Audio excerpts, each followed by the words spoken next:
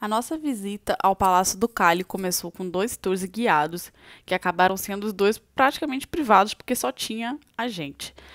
Eu recomendo muito esses tours porque você tem uma outra visão do palácio e presencia a história viva, né? O guia vai contando os eventos e você vai visualizando ali tudo que acontecia naquela época. E um plus, né, uma dica, os dois tours guiados que a gente fez, as guias no final do tour falaram que a gente poderia conhecer o palácio sem ter que pagar a entrada. Mas como a gente já tinha o ingresso, não adiantou. Mas fica aí a dica para quem estiver indo. O primeiro tour começou mostrando a parte das prisões, onde ficavam as células dos palácios. E quando havia prisioneiros, era um lugar bem insalubre. Tinha bastante rato e a água do canal entrava nas células e inundava as células com bastante frequência. E as células elas eram projetadas para abrigar um número determinado de prisioneiros. E isso variava muito na localização das células. As primeiras, do primeiro andar, elas abrigavam mais ou menos 4 prisioneiros, a do segundo andar, 8. E quanto mais você fosse subindo, ia variando o número de celas. Então, dentro do palácio, é tudo meio como se fosse um labirinto, para que os prisioneiros não soubessem para onde sair se eles tivessem que fugir. Então é tudo meio confuso mesmo, como vocês estão vendo, escadas, para um lado, para o outro, justamente para evitar que, caso os prisioneiros tentassem fugir, eles ficassem realmente perdidos. Isso é uma coisa super interessante que ela estava falando, que os ferros eles são passados um dentro do outro, de modo que se você tentasse cortar, você nunca conseguisse tirar a peça inteira. Então era bem difícil cortar do jeito que ela estava mostrando que era feito ali, as grades das prisões. Essa sala é uma sala mais administrativa. Eu realmente não me lembro o que ela disse que ficava nessa sala, mas é tipo uma antessala para a sala do vice-doge. O vice-doge era um dos cargos mais bem pagos do palácio inteiro, porque ele tinha acesso fora do palácio e para que ele não fosse corrompido, ele recebia um salário super alto e sempre adiantou. Ele nunca foi corrompido. Nessa placa, tá falando que são os arquivos secretos da Inquisição, mas a guia falou que não é verídico. A placa tá ali aleatoriamente. Eu achei muito estranho, por isso que eu deixei no vídeo. Então, aí em cima é onde ficava a sala do vice-doge propriamente dita. Era uma sala simples, mas ele tinha muitas vantagens. E essa sala é onde ficavam os arquivos e as cópias dos arquivos. É onde trabalhavam os copiadores e eles não copiavam o conteúdo inteiro do documento, eles copiavam só umas partes. E tinha um gerente que ficava sentado lá em cima e dizia o que cada copiador devia fazer, isso para tentar resguardar o segredo dos arquivos. E esses brasões que estão em cima dos armários são das famílias mais importantes da época.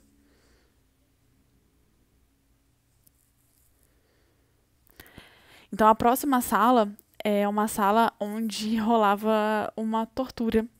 Então, no centro da sala tem uma corda que a pessoa era amarrada com as mãos para trás e ia subindo aos poucos, causando uma dor muito grande.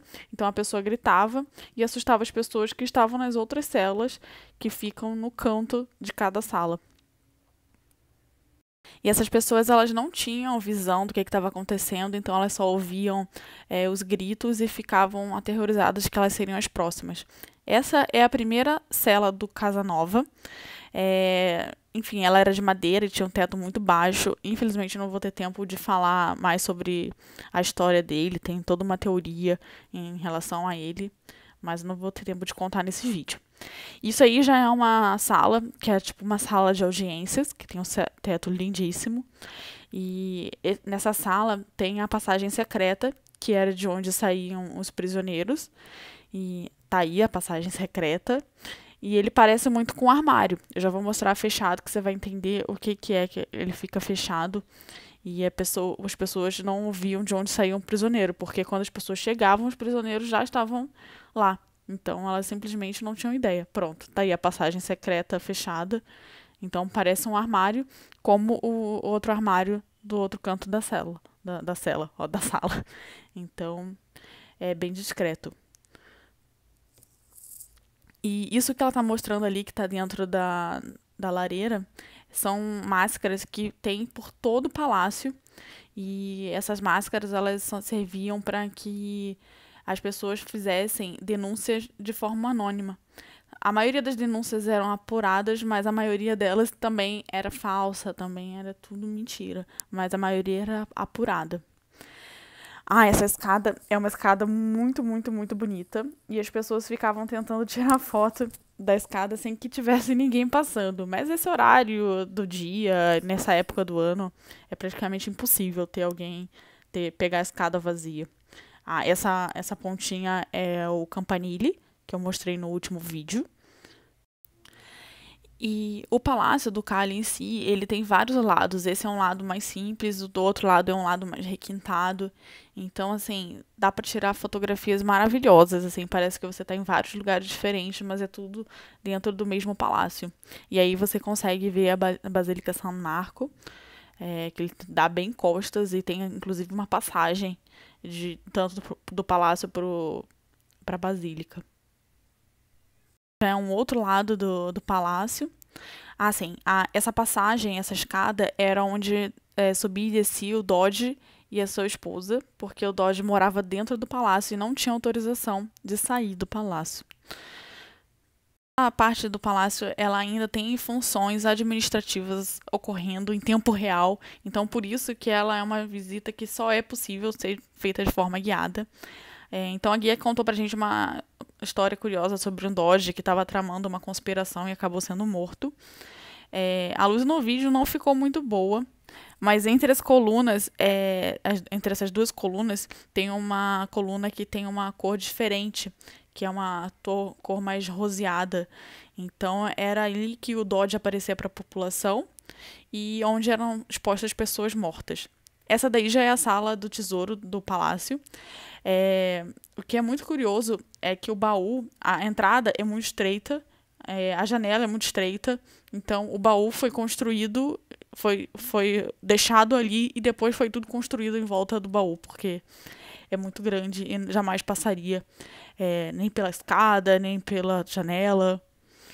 Então mais um ângulo aí da escada onde o Dodge aparece com a esposa dele.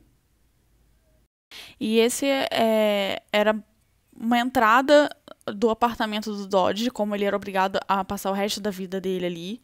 Então, normalmente eles eram eleitos um pouco mais velhos para poder passar o resto da vida trancafiado dentro do palácio.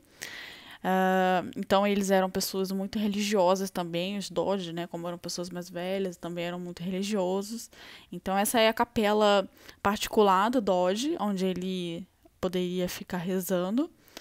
Então, tem alguns detalhes, esses não são afrescos, é pintura imitando afresco.